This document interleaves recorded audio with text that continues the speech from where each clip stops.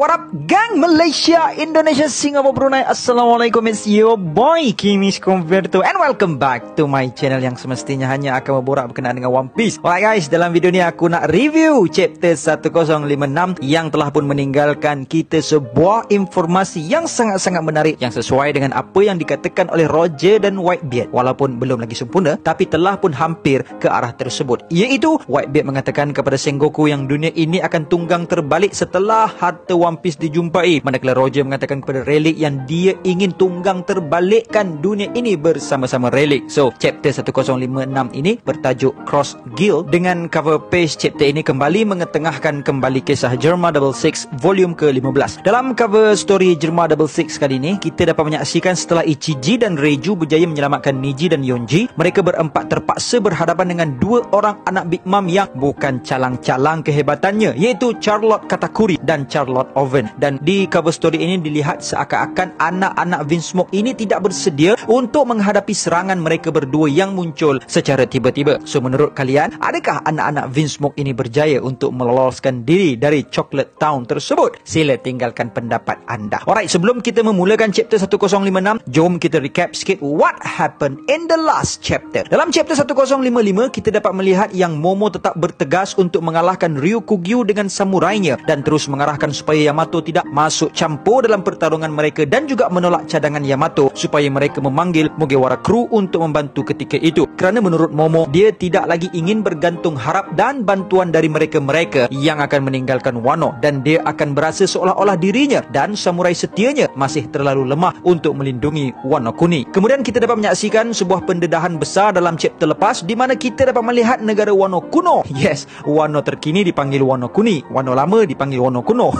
yang berada di kaki Bukit Fuji yang ditenggelami air hujan dek kerana tembok besar yang menjadi sempadan negara Wano sebelum ini. Dan kita juga didedahkan lokasi road poneglyph yang turut disimpan di bawah itu, dan senjata kuno Pluton juga turut disemadikan di bawah sana. Dan Sukiyaki mendedahkan bahawa membuka sempadan Wano bererti merobohkan tembok besar negara Wano dan to unleash the ancient weapon Pluton. Kemudian ketika Ryukugyu yang cuba untuk menyerang balas Momo yang telah berjaya mencedera parahkan dirinya dengan serangan bola breath yang baru dia mampu hasilkan, tiba-tiba aura Haushoku Haki Shanks telah melumpuhkan dirinya dan menyebabkan Ryukugyu terpaksa untuk berundur. Melihatkan perkara tersebut dari jauh, Luffy, Zoro, Sanji dan Jinbe hanya tersenyum dan sangat kagum dengan Momo dan yang lain dengan kemampuan bertarung mereka. Dan Luffy mengatakan bahawa merasakan aura Haki misteri tersebut, dia teringatkan seseorang yang cukup-cukup familiar di fikirannya. So, nak tahu what happened in this chapter? Jom, let's proceed with the content.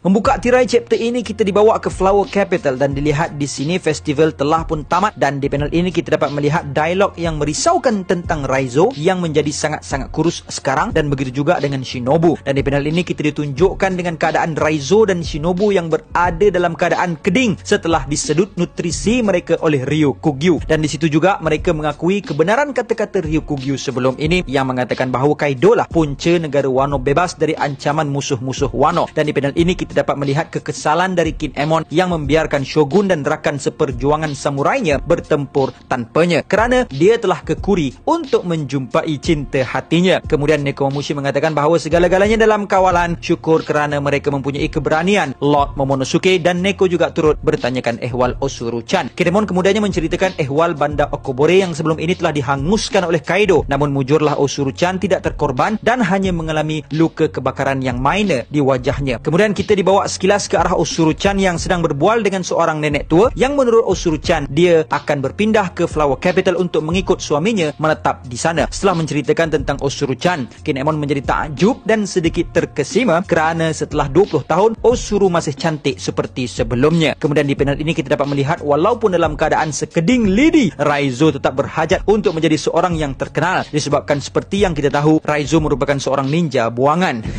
Kemudian Carrot telah hadir seperti yang dia diarahkan Neko dan Inu dan bertanyakan kepada Duke-nya untuk tujuan apa mereka berdua memanggilnya. Inu mengatakan supaya Carrot menjadi pemimpin baharu untuk bangsa Ming, The Mokomo Dukedom, dan dengan selamba Carrot menerima tawaran tersebut. Namun setelah dia menyedari, dia menjadi terkejut dan tidak inginkan jawatan tersebut. Namun Inu menjelaskan bahawa mereka berdua, Neko dan Inu, telah menetapkan bahawa mereka akan terus tinggal di Wano untuk berkhidmat untuk Kozuki Clan dan melindungi Momonosuke. Dan Neko menegaskan bahawa Carrot dan yang lain-lain telah tumbuh matang setelah mengikut pengembaraan sementara semasa bersama Mugiwara Crew dan yakin mereka mampu untuk memimpin generasi selanjutnya. Kemudian Carrot cuba untuk mengelak jawatan tersebut dan mengatakan bahawa Ming yang lain adalah lebih kuat berbanding dirinya. Kemudian muncul The Three Musketeer. Inuarashi membenarkan kata-kata Carrot dan disebabkan mereka lebih kuatlah, mereka yakin untuk membantu melindungi negara Zou di bawah pimpinan Carrot. Dan Wanda yang juga hadir di situ memuji Inu dan Neko yang memiliki hemat dalam membuat keputusan dan memutuskan bahawa dirinya juga akan berada di samping Carrot. Kemudian Wanda mengatakan bahawa semangat Pedro akan terus hidup di dalam diri Carrot lebih dari orang atau Mings yang lain. And it has been decided, dan negara bergerak Zou kini telah beralih tampuk pimpinan kepada generasi muda. Kemudian scene beralih ke arah Sukiyaki yang akhirnya telah mempunyai kekuatan untuk mengakui bahawa dirinya sebenar adalah Kozuki Sukiyaki yang selama ini menyamar sebagai Tenguyama Hitetsu. Mengetahui perkara tersebut, Momo dan Hiyori telah rebah di ribaan dan bahu Sukiyaki kerana selama ini mereka menyangkakan yang mereka hanya ada each other sahaja. Namun sekarang mereka telah mengetahui yang mereka masih memiliki Tok Wan untuk mengadu kasih. Sukiyaki telah meminta maaf dengan begitu sekali kerana gagal menjadi atuk yang baik. Kemudian The Red Scabbard juga turut hadir dan Sukiyaki menyedari bahawa sebilangan dari Red Scabbard juga sebenarnya telah menyedari identitinya dari awal lagi kerana menurut Kawamatsu, memakai topeng Tengu di luar Flower Capital adalah sedikit aneh. Jadi dia mengetahui bahawa Tenguyama kanlah Swordsmith sebarangan, dan Kiku juga telah menduga dari awal lagi, cuma dia tidak ingin membongkarkan identiti Sukiyaki tanpa hak. Dan sekali lagi Red Scabbard pula yang dipohon maaf kerana kecuaiannya sebagai shogun. Dan di panel ini kita dapat melihat Kinemon, sungguh pun Kawamatsu, Denjiro dan Kiku telah mengetahui bahawa Tenguyama adalah Sukiyaki, namun dirinya langsung tak sedar apa-apa.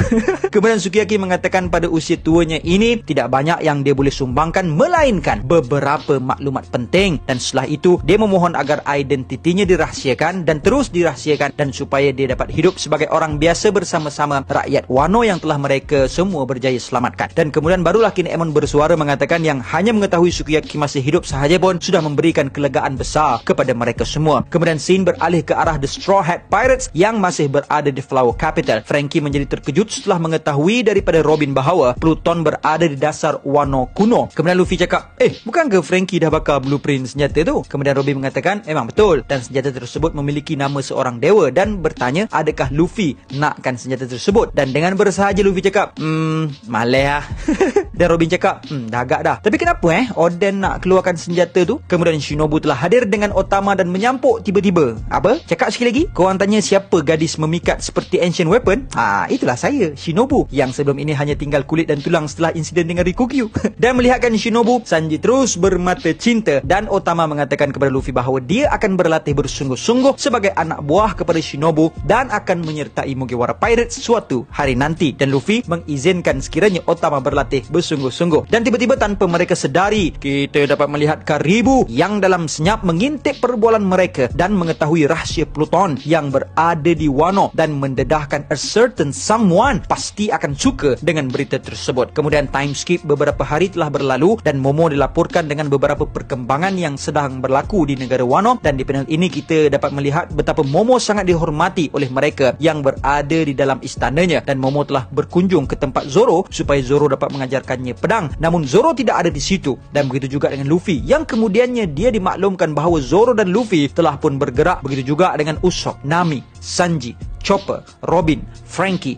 Brook, Jinbe membuatkan Momo segera bergegas untuk mencari tahu di mana lokasi mereka, dan begitu juga Yamato yang turut hilang. Kemudian Hiyori yang bersama-sama Otoko mendedahkan bahawa mereka semua telah pun berangkat awal tadi namun tidak memberitakan kepada Momo, dan Kinemon juga terkejut dengan pergerakan The Straw Hat yang akan beredar dari Wano tanpa pengetahuan mereka, sedangkan mereka telah ucapkan selamat tinggal kepada Hiyori dan Denjiro awal pagi tadi. Kemudian scene beralih ke arah Tokage Port yang memperlihatkan kapal Kate 1000 Golden Sunny dan Polar Tank yang akan berlayar tidak lama lagi. Kemudian kita dapat melihat sedikit pertengkaran yang berlaku di antara Law, Kid dan Luffy yang serentak ingin berlayar pada hari yang sama. Kemudian Kid mengatakan setidak-tidaknya kiranya ketiga-tiga mereka bertegas untuk berlayar pada hari yang sama, tetapkan laluan yang berbeza. Dan kita dapat melihat di tangan Kid memiliki log post dengan 3 arah, North East, East dan South East. Kid dan Luffy kedua-duanya memilih East, iaitu laluan tengah di log post, dan Law memilih North East dan menegaskan yang tak ada siapa yang argue dengan dia, jadi dia boleh berlayar dulu. Kemudian Law mengatakan bahawa di antara ketiga-tiga arah, North East lah yang paling direct laluannya, dan mengatakan yang Kid dan Luffy macam budak-budak pilih sesedap hati je tanpa memikir.